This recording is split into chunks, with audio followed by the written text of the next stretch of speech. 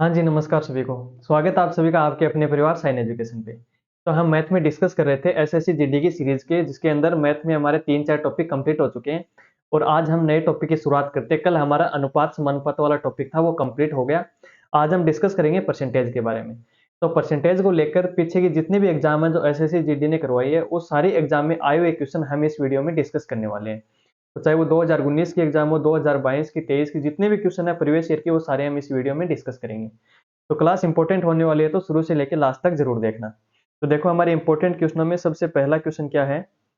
यदि x minus Y का 85% क्या दे रखा है, x माइनस वाई का 85% बराबर है x प्लस वाई का 25% के। ध्यान से देखना, इसमें दो वैल्यू दे रखी है x माइनस वाई। और अब मेरे को ये बताओ का मतलब क्या होता है। का मतलब होता है मल्टीप्लाई। तो ये बोल रहा है x माइनस वाई का 85%, तो मैं लिख सकता हूँ x माइनस वाई बटे 85 और परसेंट हटाने के लिए गुणा 100। यहाँ तक कोई दिक्कत नहीं है। आगे देखो, बराबर दे रखा है x प्लस वाई, तो हमने लिख दिया x प्लस वाई का 25%। का मतलब गुणा और 25% यानी 25/100। अब हमको क्या करना है, x और y का यहाँ पे परसेंटेज ज्ञात करना है। तो सबसे पहले हम इसको क्या करेंगे, सोल्व करेंगे। करने के बाद देखते हैं x की और y की वैल्यू क्या निकल के आती है, वो आगे की हम बाद में बात करेंगे। तो सबसे पहले देखो 100 से 100 कैंसिल हो गया और इस साइड में 85 और उस साइड में 25 है। तो सबसे पहले मैं क्या करता हूँ, x माइनस वाई और उधर वाला x प्लस वाई है इसको भी इस साइड में लेके आते हैं तो ये आ जाएगा बट्टा में और ये हो जाएगा 25/85। तो बताओ यहाँ तक आप कर सकते हो, कोई दिक्कत नहीं है। अब आगे क्या करना है, अब देखो 5 के पाड़े से काटो, 5 गुना 5 25 और 17 पंजो 85। तो मैं बोल सकता हूँ कि x माइनस वाई बटे x प्लस वाई की जो वैल्यू है वो क्या आ गई, 5/17 आ गई। अब आगे क्या करना आप सभी को पता है, अब हम करेंगे वज्र गुणा।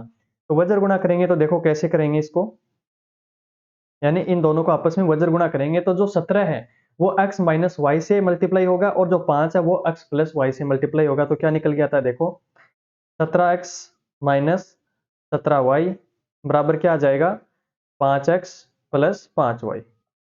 बताओ यहाँ तक आप कर सकते हो ना। अब आगे क्या करना है, आगे की स्टेप ये बोलती है कि x अक्ष की वैल्यू एक साइड लेके आनी है और y की वैल्यू एक साइड।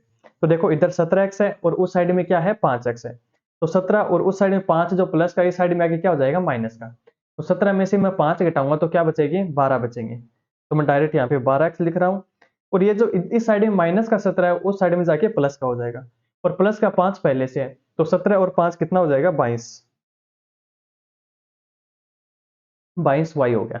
तो अब हमको चाहिए x बटे वाई का मान, यानी x बटे वाई का मान निकालने के लिए हमको क्या करना होगा, x के भाग में क्या लेके आएंगे, हम y को लेके आएंगे। तो देखो मैं इस साइड लिख रहा हूँ कि x बटे वाई की वैल्यू क्या हो जाएगी यहाँ से, 22/12। और 22/12 अगर और कट रहा है तो हम काट सकते हैं। तो 22/11 को हम क्या लिखेंगे, नहीं 22/12 को हम लिखेंगे 11/6। बताओ कोई दिक्कत समस्या परेशानी है तो नहीं है ना। तो 11/6 हमारी ये। अब देखो यहाँ पे x का मान आ गया 11 और y का मान आ गया 6। यहाँ तक कोई दिक्कत नहीं है, मेरे को पता है आप सभी लोग यहाँ पे कर लोगे।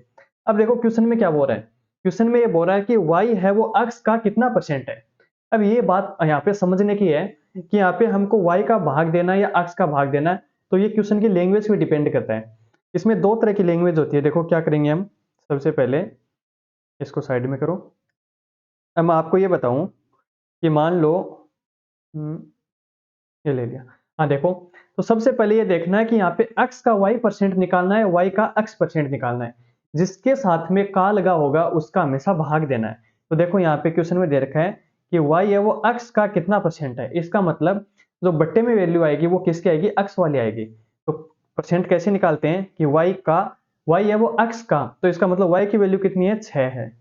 और x का यानी x की वैल्यू हमको बट्टा में लिखनी है, तो x की वैल्यू कितनी निकल के यहाँ पे 11 और गुणा 100। तो मेरे को ये बताओ कि 6/11 गुणा 100 कितना हो जाएगा। तो देखो हमारे ऑप्शन क्या बोल रहे हैं कि 6/11 गुणा 100 हो जाएगा 54 सही 6/11 कहाँ पे है, 54 सही 6/11 यानी ऑप्शन बी के अंदर हमारा आंसर हो जाएगा 54 सही 6/11। यानी आप 600 के अंदर 11 का भाग दोगे तो ये आंसर निकल के आएगा 54 सही 6/11, जो हमारा आंसर यानी बी ऑप्शन हमारा यहाँ पे करेक्ट हो जाएगा। तो बताओ ये क्वेश्चन समझ में आया कि नहीं आया। परसेंटेज है वो एकदम इजी टॉपिक है, बस आपको थोड़ा सा इसको समझ के चलना है। आगे देखो, ये देखा यदि संख्या 40 में 40% की वृद्धि की जाती है तो वास्तविक वृद्धि क्या होगी। यानी इसमें क्या बोल रहा है, इसमें ये बोल रहा है कि कोई भी संख्या आपके पास है जो 40 है, तो 40 के अंदर 40% की हमको वृद्धि करनी है, यानी 40 के अंदर 40% और बढ़ाएंगे तो बताओ कितने की वृद्धि हो जाएगी। तो इसका दो तरीके से हम कर सकते हैं। पहला तरीका तो क्या है कि डायरेक्ट लिख सकते हैं हम कि ये 40 है और 40 का 40% कितना होता है। तो यहाँ पे देखो 40 गुना 40/100 यानी 2 जीरो से 2 जीरो 4 चौक 16, यानी 16 की वास्तविक वृद्धि हो जाएगी। ये तो है एकदम इजी तरीका। दूसरा हम कैसे ज्ञात करेंगे कि 40 के अंदर पहले 40% की वृद्धि करेंगे, फिर देखेंगे कितनी वृद्धि हो गई। जैसे कि मान लो ये 40 है और 40 में 40% की वृद्धि करेंगे तो 140/100, ये तो आपको पता होगा कि 40% की वृद्धि यानी 140/100। यानी मान के चलो कि मैं ये बोलूं कि कोई सामान है उसके मूल्य में 25% वृद्धि हो गई, तो 25% वृद्धि का मतलब क्या हो गया कि 100 से वो 25% यानी 125 हो गया। तो हम उसको निकालने क्या करेंगे 125/100। उसी प्रकार इसके अंदर हम 40 का 40% बढ़ा रहे हैं, तो 40 गुना 140/100 हम यहाँ पे लिखेंगे। तो देखो 2 जीरो से 2 जीरो और ये कितना हो गया 1456 हो गया क्या। तो देखो 56 हो गया। तो अब 56 ये बताओ पहले हमारे पास क्या था 40 था और 40 से कितना बढ़ गया 56, तो कितना हो गया 40 50 और 6 56 यानी 16 की वृद्धि हो गई और यही 16 हमारा आंसर है। चाहे कैसे भी कर लो आंसर वही आने। तो बताओ कोई दिक्कत समस्या है तो इसमें नहीं है। तो अगला क्वेश्चन देखो, दो संख्याओं के बीच का अंतर उनके योग का 15% है। इसमें देखो क्या बोल रहे हैं कि कोई भी दो संख्या हमारे पास है, कोई भी दो संख्या मानो x y मान लो p q मान लो, उन दोनों का अंतर उनके योग का 15% है। तो सबसे पहले हम इसको सोल्व करते हैं और इसमें छोटी संख्या और बड़ी संख्या का अनुपात हमको ज्ञात करना है। तो मान के चलो कि छोटी संख्या तो हमारे पास कितनी है x है, यानी छोटी संख्या तो है x और बड़ी संख्या क्या है y। यहाँ तो हम कर सकते हैं। अब देखो दो संख्याओं के बीच का अंतर, तो अंतर ये बताओ कि छोटी में से बड़ी घटाने पे आता है या बड़ी संख्या में से छोटी घटाने पे आता है। तो आप बोलोगे कि बड़ी में से छोटी घटाएंगे, तो यानी y में से x को घटाएंगे, तो ये जो अंतर आएगा ये अंतर उनके योग का 15% है। योग क्या होता है दोनों का योग, यानी x प्लस y का जो योग है उसका 15% है, तो 15/100। बताओ ये चीज मैं लिख सकता हूँ कि नहीं लिख सकता। हाँ लिख सकते हैं। अब यहाँ पे हमको क्या करना है, सेम टू सेम वही कहानी करनी है जो हमने पहले क्वेश्चन में की थी कि x प्लस वाई और इस साइड में y माइनस एक्स है, तो एक साइड इनको लेके आओ। तो देखो y माइनस एक्स बटे एक्स प्लस वाई बराबर क्या है 15/100। और 15/100 को अगर मैं 5 के पहाड़े से काटूं तो 5 दिए 15 और 20 पंजो 100 होता, तो मैं 3/20 यहाँ पे लिख सकता हूँ। कोई दिक्कत नहीं है ना। ठीक है, इतना काम मेरे को पता है, आप भी कर लोगे। अब आगे क्या करना है, सेम टू सेम वही करना है, वज्र गुणा करना है। तो वज्र गुणा करेंगे तो बताओ 20 को y माइनस एक्स से गुणा करेंगे तो कितना आ जाएगा। तो आप बोलोगे कि 20y माइनस 20x और बराबर ये हो जाएगा 3x प्लस 3y 3y। ठीक है, यहां तक कर लोगे। अब देखो 20y है इस साइड में, उस साइड में जाके 3y है, तो बताओ 20y में से मैं 3y घटाऊंगा तो कितना बचेगा 17y 17y। और ये इस साइड में माइनस का 20x है, उस साइड में जाके क्या हो जाएगा प्लस का हो जाएगा।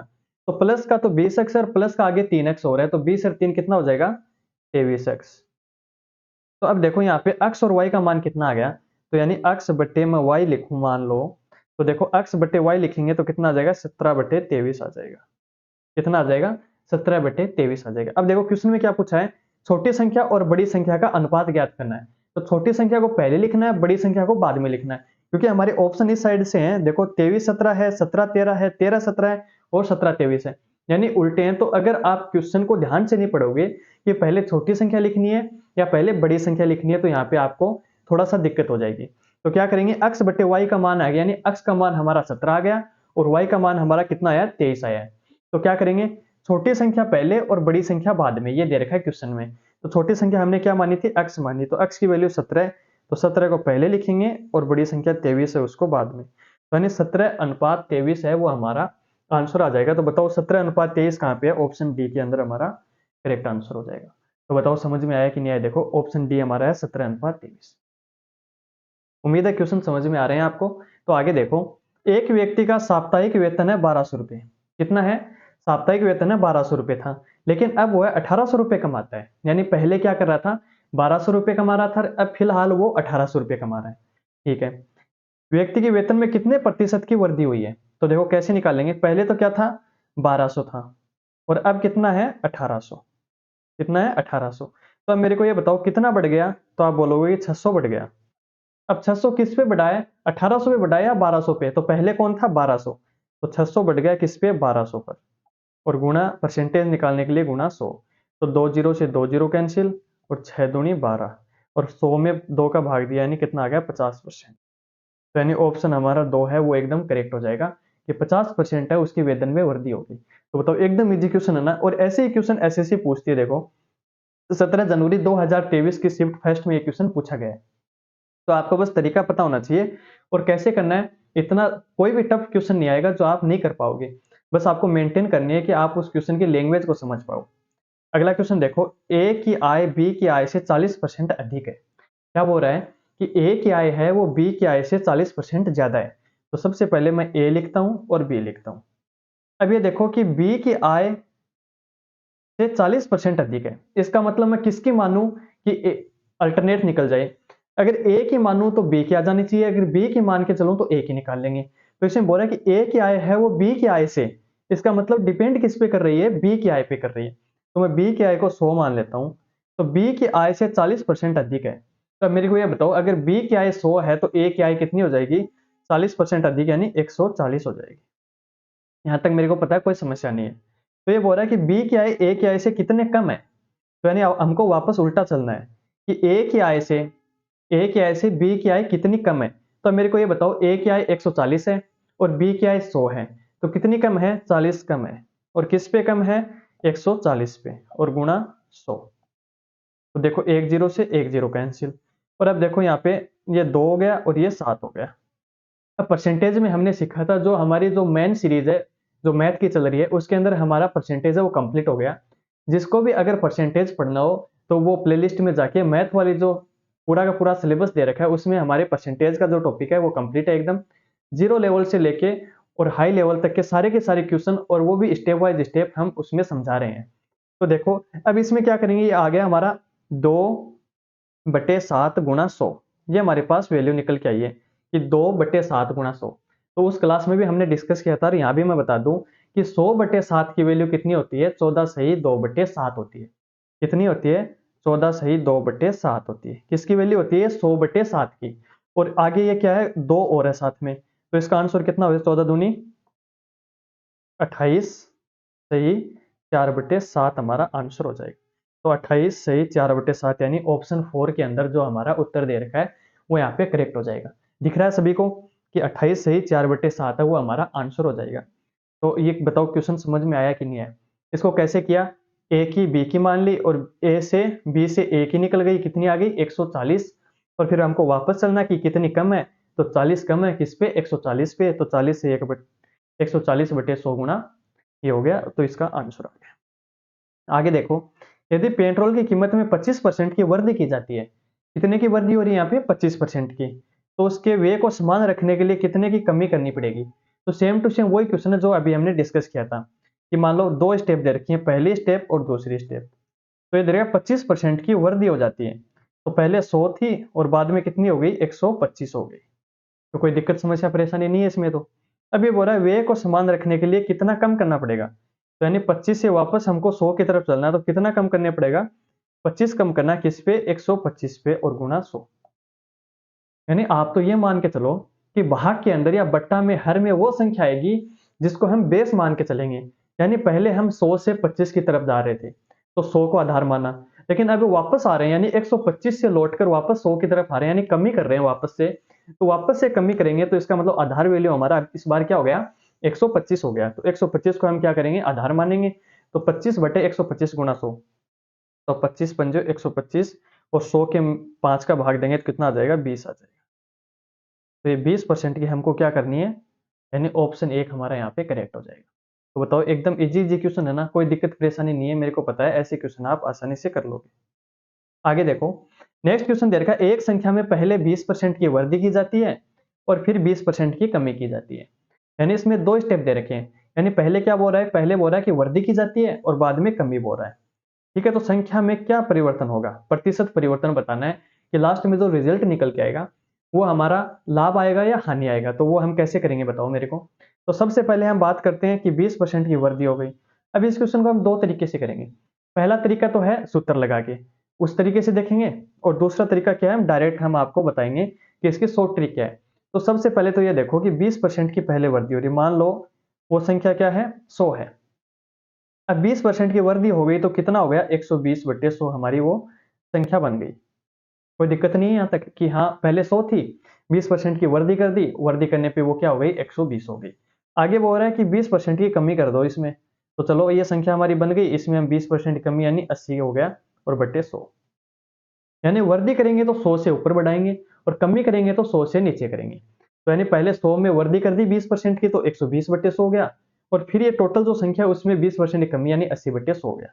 अब जो कट रहा है उसको हम काटा पीटी करो, 2 से ये कट गया, ये कट गया, तो 12 अंठी कितना हो गया, 96। अब मेरे को ये बताओ पहले संख्या कितनी हम मान के कितना चले थे, 100 चले थे, और अब आंसर में कितना आया, 96 आया। तो बताओ कितनी कमी हो गई, 4 की कमी हो गई। किस पे हो गई, 100 पे। तो इसका मतलब कितना परसेंट कमी हो गई, 4% कमी, यानी हमारा ऑप्शन 4 है वो हमारा, ऑप्शन 1 हमारा यहाँ पे राइट आंसर हो जाएगा। तो दिक्कत कोई परेशानी नहीं है इसमें। अब ये तो हो गया थोड़ा सा लेंथी मेथड। अब हम बात करते हैं शॉर्ट मेथड की। तो शॉर्ट में क्या करना है, हमको याद रखना है, एक छोटा सा मैं आपको ट्रिक बताता हूँ। इसको हटा देते हैं पहले। देखो ट्रिक की बात करते हैं, तो अगर ऐसे क्वेश्चन आ जाए जिसके अंदर पहले उतनी कमी हो रही है, उतनी वृद्धि हो रही है, बाद में भी उतनी नंबर की कमी या वृद्धि हो रही है, तो ऐसे क्वेश्चन को करने का तरीका है, हमेशा कमी होगी x स्क्वायर बटे 100 की। इसकी हो जाएगी x स्क्वायर बटे 100 की, और x की वैल्यू क्या होगी, जो हमारे क्वेश्चन में सेम टू सेम दोनों जगह दे रखी है। तो यहाँ पे संख्या क्या दे रखी है, 20 दे रखी है। तो देखो माइनस का माइनस, 20 गुना 20/100। तो दो जीरो से दोनों जीरो, 2 दूनी 4 यानी माइनस का 4, और माइनस हमेशा ये दर्शाता है कि क्या हो रही है, कमी हो रही है। तो यानी -4 की यहाँ पे कमी हो जाएगी। तो बताओ कोई दिक्कत समस्या परेशानी नहीं है। तो हम बात करते हैं, किसी शहर की जनसंख्या 5% वार्षिक दर से बढ़ रही है। यानी इसमें जनसंख्या की बात हो रही है, 5% की वार्षिक दर से बढ़ रही है। 2 वर्ष बाद शहर की जनसंख्या कितनी हो जाएगी, यदि वर्तमान जनसंख्या कितनी है, 16,000 है। यानी ये बात कर रहा है कि फिलहाल इस शहर की जनसंख्या है 16,000। कितनी है, 16,000, और हर साल 5% बढ़ रही है। यानी 5% का मतलब 100 पर 5 बढ़ाएंगे तो 105 हो जाएगी। तो यानी पहले साल कितनी बढ़ी, 5%, यानी 105/100, और दूसरी साल भी वही 5% बढ़ रही है, इसका मतलब वापस से 105/100। अब आप डायरेक्ट यहां से मल्टीप्लाई करो तो ठीक है, वरना इसको थोड़ा सा और हम सोल्व कर सकते हैं, कट करेंगे। तो कैसे करेंगे कि 21 पंजो 105 और 20 पंजो 100, तो 21/20, और ये भी 21/20। तो देखो 2 जीरो से ये दोनों जीरो कैंसिल, और 2 दूनी 4, 4 से 4 चौक 16। तो ये कितना आ गया, देखो 40 गुणा 21 गुणा 21। बस इसको हमको सोल्व करना है। तो 21 गुणा 21 कितना होता है, 441 होता है। तो 441 को हम 40 से गुणा करेंगे, यानी 40 गुणा 4 4 1 करेंगे, तो हमारा आंसर निकल के आएगा, वो कितना आ जाएगा, 176 यानी 1640। तो बताओ दिख रहा है सबको। तो ये हमारा आंसर हो गया। तो बताओ इसमें कोई दिक्कत समस्या परेशानी। और ऐसे क्वेश्चन है ना, ऐसे जीडी बहुत पूछती है, क्योंकि ऐसे क्वेश्चन ज्यादा हार्ड नहीं है, लेकिन थोड़ी सी कैलकुलेशन है वो हार्ड बना देती है, क्योंकि एग्जाम में टाइम कम मिलता है। और कैलकुलेशन, अब देखो यहाँ पे आप 105 गुणा 105 करने बैठ जाओगे, फिर उसको 16 से गुणा करोगे, तो फंस गए ना आप तो 2-3 मिनट के लिए।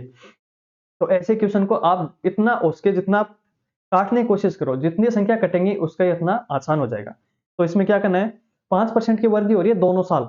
अगर एक साल 5 की होती, दूसरे साल अलग संख्या की होती, तो 105 ना लिख के पहले साल 105, अगले साल मान लो 110 की हो रही है, तो 110/100 लिख देते हैं हम। तो वो कोई दिक्कत नहीं है, आप देख लेना। अब देखो ऐसे ही एक क्वेश्चन हो रहा है, 3 साल पहले एक कस्बे की जनसंख्या है 2,50,000। यदि पिछले 3 वर्षों में 3%, 4% और 6% की वृद्धि हुई, तो कस्बे की वर्तमान जनसंख्या हमको ज्ञात करनी है। तो देखो इसमें पिछले वाले क्वेश्चन में क्या था, 5% की दोनों में सेम थी, पहले वाले में भी वही थी, दूसरे वाले में भी वही थी। इस बार क्या बोल रहा है, 3%, 4% और 5% की हमको यहाँ पे अलग अलग दे रहा है। तो क्या करेंगे, वही सेम टू सेम करना है। 2,50,000 लिख दिया, और आगे पहले वर्ष क्या कर रहा है, 3% की, तो 103/100, और अगले वर्ष क्या बोल रहा है, 104 की, तो 104/100, और इससे अगले वर्ष क्या बोल रहा है, 6 की, यानी 106/100। तो बताओ कर सकते हो कि नहीं कर सकते। बस इसको आपको सोल्व करना है, जो संख्या जो जीरो कट रहे हैं वो सारे के सारे काट दो, और लास्ट में इसको मल्टीप्लाई करना है। तो ऐसे क्वेश्चन मेरे को पता है, अब आप कर लोगे। नेक्स्ट देखो, श्री शर्मा अपनी कुल आय का 15% किराए पर देते हैं। यानी जिसकी टोटल आय है उसमें से 15% तो वो किराया दे रहा है, ठीक है, कोई दिक्कत नहीं है। शेष का 75% अन्य खर्चों पे वो खर्च कर रहे हैं और लास्ट में उसके पास महीने के बचते हैं 1700 रुपये। तो बताओ व्यक्ति किस लिए कमा रहा है? यानी सब कुछ काट पीट के अगर उसके पास लास्ट के महीने में 1700 रुपये बच रहे हैं तो फिर क्या जीना उसका, बताओ। तो उसकी मासिक आय ज्ञात करनी है, तो देखते हैं हम वो कितना कमा रहा है, तब जाके इसका ये घर खर्च खर्चा चल रहा है। तो कैसे करेंगे? यानी मान के चलो उसके पास अक्स है, क्योंकि हमारे पास आय निकालनी है और आय का हमको पता नहीं है। तो आय मान ली हमारे को, एक्स मान लिया हमने, है ना। अब ये बोल रहा है 15% किराए पे खर्च कर रहा है। अब मेरे को ये बताओ कि टोटल अगर 100% है, यानी आय का मतलब टोटल 100% हो गई, उस 100% में से अगर 15% वो किराया दे दिया तो पीछे कितना बचा? बचत हो गई उसकी 85%, यानी 85%, यानी 85/100 उसके पास बच गए, यानी 15% तो उसने निकाल दिए, पीछे बच गए 85। तो ये फिलहाल उसके हाथ में पूंजी है। अब ये बोल रहा है शेष का 75% अन्य खर्चे में वो दे रहा है। अब मेरे को ये बताओ, ये जो टोटल पूंजी हमारे पास बची है, इसका 75% अगर मैं निकाल दूं तो पीछे कितना बचेगा? पीछे बचेगा 25%। तो इसका 25/100। अब जाके जो वैल्यू बचेगी वो बचेगी उसकी बचत, क्योंकि ये लास्ट में यही तो बच रहा है। अब ये क्वेश्चन बोल रहा है कि बचत हो रही है उसकी 1700 की, यानी ये सारी की सारी जो वैल्यू है ये 1700 के बराबर है। बताओ, क्वेश्चन थोड़ा सा लैंग्वेज टफ है, लेकिन अब इस तरह से करोगे तो एक लाइन के अंदर आपका उत्तर आ जाएगा। क्या किया? टोटल आय अक्स मान ली और पहले ये बोल रहा है कि अक्स का 15% किराए पे निकाल दो, तो पीछे कितना बचा? बचत कितनी बच गई? 85%। ये बोल रहा है जो बचा है उसका 75% और निकाल दो, तो पीछे कितना बचा? 25%। और ये टोटल जो बचा है, ये क्वेश्चन में दे रखा है 17% के, नहीं 1700 के बराबर बचा है। तो बस हमको यही करना है। अब आपसे एक्स की वैल्यू ज्ञात करनी है। तो एक्स की वैल्यू कैसे ज्ञात करेंगे? ये देखो, पेन चेंज करते हैं पहले तो। 17 पंजो 85 और 20 पंजो 100, ये कट गए, ठीक है। और ये 25 चौको 100, ये हो गए, ठीक है। यहाँ तक कोई दिक्कत नहीं है। इस 17 से ये 17 उड़ा दो, फिर ये हो गया 4 दूनी 8 और ये 2 जीरो से 2 जीरो उड़ जाएंगे, तो ये हो गया 8000। कितना हो गया? 8000, यानी ऑप्शन सी हमारा यहाँ पे करेक्ट आंसर हो जाएगा। देखो ऑप्शन सी पे क्या है? 8000। तो बताओ समझ में आया कि नहीं आया? एक लाइन के अंदर आंसर है, अगर आप कैलकुलेशन थोड़ी सी स्पीड से करोगे तो इस क्वेश्चन में कोई दिक्कत नहीं आएगी। आगे देखो, अगला क्वेश्चन ये बोल रहा है यदि एक आयत की लंबाई 15% की कमी और चौड़ाई के अंदर 10% की वृद्धि हो रही है, यानी लंबाई है उसमें 15% की कमी हो रही है और चौड़ाई में 10% क्या हो रही है? वृद्धि हो रही है। तो आयत के क्षेत्रफल में कितने प्रतिशत का फर्क पड़ेगा? तो सबसे पहले इसको देखो, दो तरीके से करेंगे। पहला तरीका तो क्या है? पहला तरीका हम लगाएंगे सूत्र से। किससे करेंगे? सूत्र के द्वारा। तो देखो कैसे करेंगे। सूत्र होता है a plus B plus A B बटे 100। यानी ऐसे क्वेश्चन आ जाए जिसमें एक में लंबाई या चौड़ाई में कमी वृद्धि हो रही है, दूसरे में वृद्धि कमी हो रही है, जो भी है, लेकिन दो डिजिट दे रखी हो तो इस सूत्र का हम यूज कर सकते हैं। कैसे करेंगे? पहले में 15% की कमी, और जहां पे कमी है इसका मतलब हम माइनस लिखेंगे। तो 15 की कमी हो रही है तो 15 लिख दिया, 10 की वृद्धि हो रही है तो 10 लिख दिया, प्लस का प्लस, ए की जगह क्या है? माइनस का 15, और बी की जगह क्या है? 10, और बटे 100 लगाना है। तो देखो 15 और 10, माइनस के 15 प्लस के 10 कितने बचे? माइनस के 5 बच गए। और यहाँ पे भी देखो 150 हो गए, किसके? माइनस के, और बटे 100। तो एक जीरो से एक जीरो कैंसिल और 1.5 हो गया, क्योंकि नीचे भाग 10 है। तो अब मेरे को ये बताओ, माइनस का 5 और माइनस का 1.5, तो टोटल कितना हो गया? माइनस का 6.5। और देखो 6.5 हमारा कहाँ पे है? माइनस का, यानी कमी हो रही है 6.5, तो यानी ऑप्शन एक हमारा यहाँ पे करेक्ट हो जाएगा। तो ये तो हो गया सूत्र से। अब हम इसको थोड़ा सा डायरेक्ट करने की, अगर मान लो यहाँ पे आपको सूत्र याद नहीं आ रहा तो इसको मैं साइड में करता हूं। अब हम करेंगे विदाउट सूत्र से। तो उसको करने का तरीका देखो, पहले तो ये देखना है कि हमको यहाँ पे क्या हो रही है? 15% की कमी हो रही है, यानी 100 पे 15 की कमी हो गई तो पीछे कितना बचा? या फिर ऐसे निकालो, मान लो, एक मिनट, कि 15/100 कमी हो रही है। अब पहले तो 15/100 कितना हो जाएगा? मेरे को ये बताओ कि 15 है उसकी कमी हो गई और पीछे कितना बचा? पीछे बचा 85, तो यानी हमारा परसेंटेज आ जाएगा 85/100। और 85/100 को मैं अगर और काटूं तो ये हो जाएगा 17 और ये हो जाएगा 20, यानी 17 पंजो 85 और 20 पंजो 100, यानी हमारा परसेंटेज 16 हो गया। तो मैं बोल सकता हूँ कि पहले जो लंबाई थी वो 20 थी और बाद में कितनी हो गई? कम होकर 17 हो गई। सही है कि नहीं है? सही है। दूसरे में चौड़ाई की बात कर रहा है कि 10% की वृद्धि हो जाती है, तो 10% का मतलब होता है 1/10। तो 1/10 का मतलब होगा कि 10 के ऊपर 1 की क्या हो रही है, वृद्धि हो रही है। तो यानी पहले 10 थी और वृद्धि हो कितनी हो गई, 1 बढ़ गए 11 हो गई। तो बताओ कोई दिक्कत समस्या परेशानी है तो नहीं है। तब किसको कैसे करेंगे, इस साइड का क्षेत्रफल क्या होता है, लंबाई गुना चौड़ाई होता है। तो लंबाई गुना चौड़ाई यानी ये लंबाई है ये चौड़ाई है, तो ये गुणा करेंगे तो ये आ जाएगा 200 और 17 गुणा 11 करेंगे तो कितना आ जाएगा 187। तो मेरे को ये बताओ कितना कम हो गया, कि 200 में से 187 कम हो गया, यानी टोटल कितना कम हो गया, 13 कम हो गया। और किस पे कम हुआ है, 200 पे। और परसेंटेज निकालना यानी गुणा 100। तो 2 जीरो से 2 जीरो कैंसिल, 13 में 2 का भाग दिया वही 6.5 आ गया, और ये कमी को दर्शा रहा है क्योंकि 200 से 187 की तरफ जा रहे हैं, तो इसका मतलब कमी होगी। तो यानी ऑप्शन एक हमारा यहाँ पे करेक्ट हो जाएगा। नेक्स्ट देखो, एक परीक्षा में एक विद्यार्थी ने पहले पेपर में कुल 200 अंकों में से 40% अंक प्राप्त किए, यानी टोटल कितना है, 200 है। ठीक है, ध्यान रखना इस क्वेश्चन को, क्योंकि ऐसा क्वेश्चन है ना परीक्षा में बहुत बार पूछे जाते हैं कि टोटल हमारे पास कितना है, टोटल है 200। उस 200 में से ये क्या बोल रहा है कि 40% अंक प्राप्त किए। यदि विद्यार्थी कुल मिलाकर 60% अंक प्राप्त करता है तो उसे दूसरे पेपर में 200 में से कितने अंक उसको लेके आने हैं। तो सबसे पहले तो मेरे को ये बताओ कि इस क्वेश्चन में टोटल अंक कितने हैं, यानी टोटल अंक कितने लेके आ रहा है। तो पहला पेपर था वो 200 नंबर का था, दूसरा पेपर भी 200 का है, तो टोटल हमारे पास नंबर कितने हो गए, 400। और 400 में से वो क्या बोल रहा है, 60% अंक प्राप्त कर रहा है। तो 400 का 60% कितना हो जाएगा, मेरे को ये बताओ।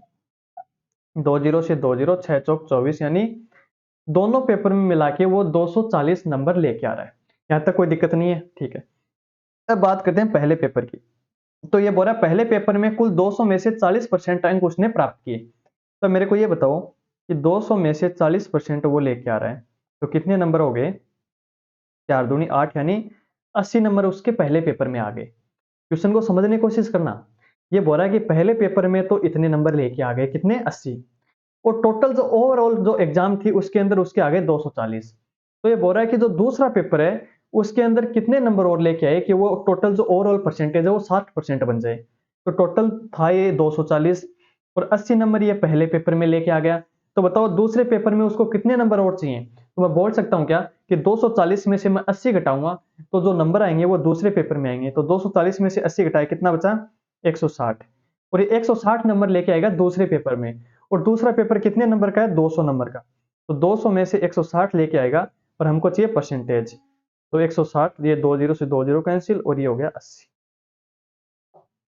यानी ओवरऑल अगर उसको 60% चाहिए तो वो दूसरे पेपर में 80% नंबर लेके आए, तब जाके उसकी बात बनेगी। तो यानी ऑप्शन एक हमारा यहाँ पे करेक्ट हो जाएगा। तो बताओ समझ में आ रहा है कि नहीं आ रहा, आ रहा है तो आगे चलो। आगे देखो, आगे बोल रहे एक उम्मीदवार जो 50% अंक प्राप्त करता है वह 100 अंकों से अनुत्तीर्ण हो जाता है, यानी 50% तो उसके क्या है, नंबर आ रहे हैं, और फिर भी वो क्या हो रहा है, 100 अंकों से अनुत्तीर्ण हो रहा है। तो मैं बताओ, ये मेरे को एक बात बताओ कि 50% अंक लेके आ गया और अगर मैं अगर उसको 100 अंक और दे दूं तो वो पास हो जाएगा कि नहीं हो जाएगा। आप बोलोगे हाँ, क्यों हो जाएगा, कि 50% तो उसको पहले से नंबर आ रहे हैं और ये 100 अंकों से फेल हो गया, तो मैंने इसको ये बोला कि ये लो तू 100 नंबर पकड़, तो ये बंदा पास हो गया। आगे देखो, लेकिन एक अन्य उम्मीदवार जिसने 78% अंक प्राप्त किए उसने पास मार्किंग यानी उत्तीर्ण अंक से 30% अधिक अंक लिए। अब मेरे को ये बताओ, जो 50% मैंने 100 ऐड कर दिया तो ये पास मार्किंग हो गई कि नहीं हो गई। आप बोलोगे हाँ ये तो पास हो गया। इसका मतलब जो टोटल पास मार्किंग है वो है 50% प्लस 100। अब इस पास मार्किंग के अंदर अगर 30% अंक अधिक ला रहा है कौन, दूसरा बंदा, यानी मैं 50% के अंदर ये जो हमारे पास जो टोटल वैल्यू आई है इसके अंदर मैं 30% इसको बढ़ा दूं, कितना बढ़ा दूं, 30% बढ़ा दूं। तो बताओ ये वैल्यू कितनी हो जाएगी, 78% के बराबर आ जाएगी कि नहीं आ जाएगी। फिर से समझना कि पहला उम्मीदवार है वो 50% अंक लेके आ रहा है, 100 अंकों से फेल हो गया, तो मैं 50% में 100 अंक और जोड़ दूं तो ये बन गई पास मार्किंग। लेकिन दूसरा बंदा वो 78% अंक प्राप्त कर रहा है लेकिन उत्तीर्णांक से 30% अधिक ला रहा है, तो ये जो उत्तीर्णांक बना है उसका 30% अधिक यानी 130/100। ये जो वैल्यू आई है ये किसके बराबर आ गई, 78% के बराबर आ गई। ये बात आपको समझ में आई कि नहीं आई। अगर आ गई तो अब इसको हम सोल्व करेंगे। 1 जीरो से 1 जीरो कैंसिल हो गया और ये देखो 13 पंजो 65% प्लस 1300 और ये 10 उस साइड जाके 780%। अब देखो 650% है, इस साइड में 780% है, तो मैं दोनों को एक साइड लेके आऊंगा, तो 780 में से 650 घटाएंगे तो कितना बचेगा, 130 बचेगा। तो यानी 130% की वैल्यू हमारे पास कितनी आ गई, 1300। तो 1% की वैल्यू कितनी आ गई यहाँ पे, 10। यानी 1% का मान आ गया 10 नंबर। और हमको चाहिए अधिकतम अंक, यानी 100% हमको नंबर चाहिए। तो 100% का मतलब कितना हो जाएगा, 1000। यानी 1% का मान अगर 10 है तो 100% का मान कितना हो जाएगा, 10 को 100 से गुणा करेंगे तो 1000 हमारा उत्तर हो गया। यानी 1000 कहाँ पे है, ऑप्शन सी के अंदर हमारा ऑप्शन ए करेक्ट हो जाएगा। नेक्स्ट देखो, दो उम्मीदवारों के बीच एक चुनाव में डाले गए मतों के 58% मत प्राप्त करने वाला व्यक्ति 4032, देखो कितना है, 4032 मतों के बहुमत से निर्वाचित होता है। डाले गए मतों की कुल संख्या कितनी है, यानी ऐसे क्वेश्चन भी बहुत आते हैं एग्जाम में, ध्यान से समझना कि दो उम्मीदवारों के बीच एक चुनाव के अंदर डाले गए मतों में 58% मत प्राप्त करने वाला व्यक्ति है वो जीत रहा है। तो यानी दो व्यक्ति हैं, टोटल हमारे पास पता है 100% वोटिंग होती है, कितनी होती है, 100%। तो पहले को कितना मिल रहा है, 58%। तो अगर पहले के पास अगर 58% है, तो मेरे को ये बताओ जो दूसरा व्यक्ति है उसके पास कितनी हो जाएगी, तो आप बोलोगे 100 में से 58 घटाया 42%।